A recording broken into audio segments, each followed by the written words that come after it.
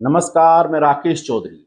संयुक्त किसान मोर्चा और देश की कई केंद्रीय ट्रेड यूनियनों ने भारत अमेरिका के बीच हुई अंतरिम ट्रेड डील, केंद्र सरकार की आर्थिक नीतियों और नए श्रम कानूनों के विरोध में आज भारत बंद बुलाया। इस बंद में ट्रेड यूनियनों और किसान संगठनों के मुताबिक 30 करोड़ से ज्यादा लोगों ने हिस्सा लिया। इस बंद का देश के कई राज्यों में व्यापक असर दिखाई दिया। पोस्टर बैनर लेकर संगठन सड़कों पर उतरे, कुछ जगहों पर टायर जलाए गए, कई जगहों पर बैंक बंद रहे। परिवहन सेवाओं पर भी भारत बंद का असर दिखाई दिया। इस बंद को कांग्रेस समेत कई राजनीतिक पार्टियों का भी समर्थन मिला। कांग्रेस सांसद और लोकसभा में नेता प्रतिपक्ष राहुल गांधी ने भी अपना समर्थन दिया। उन्होंने एक्स पर पोस्ट साझा कर लिखा कि आज देश भर में लाखों मजदूर और किसान अपने हक की आवाज बुलंद करने सड़कों पर है। मजदूरों को डर है कि 4 श्रम संहिताएं उनके अधिकारों को कमजोर कर देंगी। किसानों को आशंका है कि व्यापार समझौता उनकी आजीविका पर चोट करेगा और मनरेगा को कमजोर या खत्म करने से गांवों का आखिरी सहारा भी छिन सकता है। राहुल गांधी ने सरकार पर किसानों मजदूरों की आवाज को नजरअंदाज करने का आरोप लगाते हुए आगे लिखा कि जब उनके भविष्य से जुड़े फैसले लिए गए, उनकी आवाज को नजरअंदाज किया गया। क्या मोदी जी अब सुनेंगे या उन पर किसी ग्रिप की पकड़ बहुत मजबूत है? मैं मजदूरों और किसानों के मुद्दों और उनके संघर्ष के साथ मजबूती से खड़ा हूं, ये राहुल गांधी ने अपने पोस्ट में बातें लिखी, यानी कि उनका पूरी तरह से समर्थन भारत बंद को था। डायरेक्ट प्रेशर है प्राइम मिनिस्टर पे, वो सब जानते हैं। बट मेन बात ये है, देखिए, बिना प्रेशर कोई हिंदुस्तान का प्राइम मिनिस्टर ये नहीं कर सकता है। जो हुआ है, जो किसानों के साथ हुआ है, डेटा के साथ हुआ है, डिफेंस के साथ हुआ है, एनर्जी सिक्योरिटी के साथ हुआ है, कोई प्रधानमंत्री नहीं कर सकता है नॉर्मल सिचुएशन में। वो जब ही करेगा जब किसी ने मतलब चोक लगा रखा है, ग्रिप ले रखी है और चोक लगा रखा है। दूसरी ओर हरियाणा के सिरसा से कांग्रेस सांसद कुमारी शैलजा ने भी भारत बंद का समर्थन किया। शैलजा ने अपने सोशल मीडिया पर लिखा कि भाजपा सरकार ने अमेरिका के साथ की गई ट्रेड डील में देश के किसानों और आम जनता के हितों से समझौता किया है। इस निर्णय ने किसानों में गहरा असंतोष उत्पन्न किया है, जिसके परिणाम स्वरूप उन्होंने आज भारत बंद का आह्वान किया। आज हम सभी विपक्ष के सांसदों ने संसद भवन के मकर द्वार पर एकजुट होकर जनहित की आवाज बुलंद की। इसका वीडियो सोशल मीडिया पर कुमारी शैलजा ने पोस्ट भी किया, जिसमें वो संसद भवन के मकर द्वार पर विरोध प्रदर्शन करते दिखाई दे रहे हैं।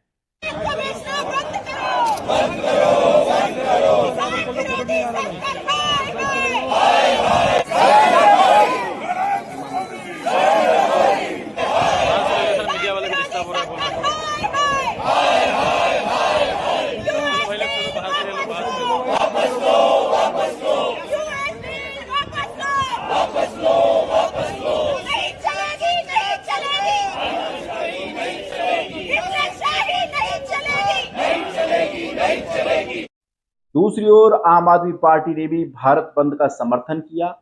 अब आपको विस्तार से बताते हैं कि किसान और कर्मचारी संगठन क्यों सड़कों पर उतरे हैं।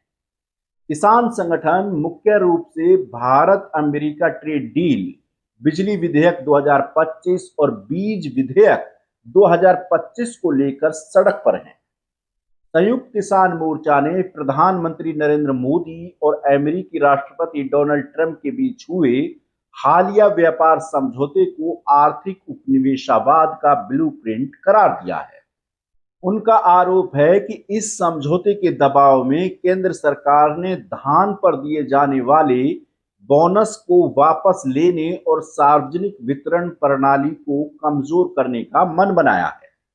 किसान संगठनों का दावा है कि अमेरिका से सस्ते आयात के कारण भारतीय डेयरी और कृषि क्षेत्र को भारी नुकसान होगा, खासतौर पर हालिया भारत अमेरिका व्यापार समझौते को गुप्त समझौता बताते हुए एसकेएम ने कहा कि ये किसानों और व्यापारियों के लिए विनाशकारी है।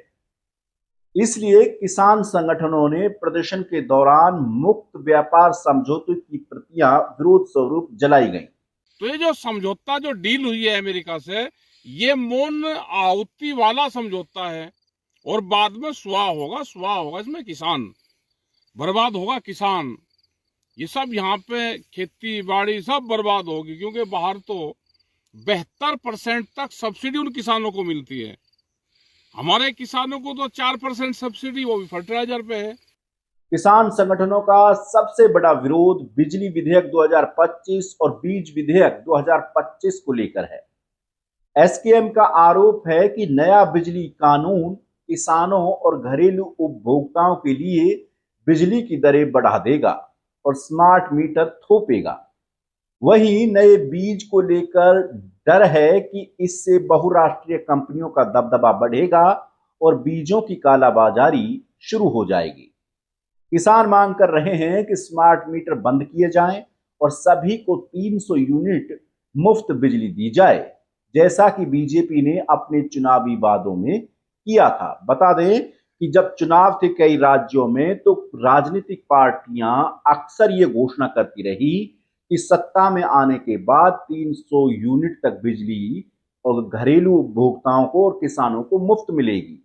लेकिन बीजेपी जैसे ही सत्ता में आई तो कई राज्यों में अभी तक इसका फायदा आम लोग और किसानों को नहीं दिया गया है।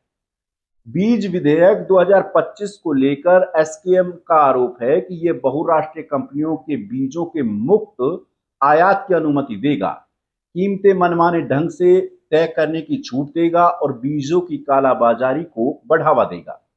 नए श्रम कानून के विरोध में ट्रेड यूनियनों का आरोप है कि ये नए कानून मजदूरों के अधिकारों को कमजोर करते हैं, साथ ही कंपनी को कर्मचारियों को निकालने की खुली छूट देते हैं।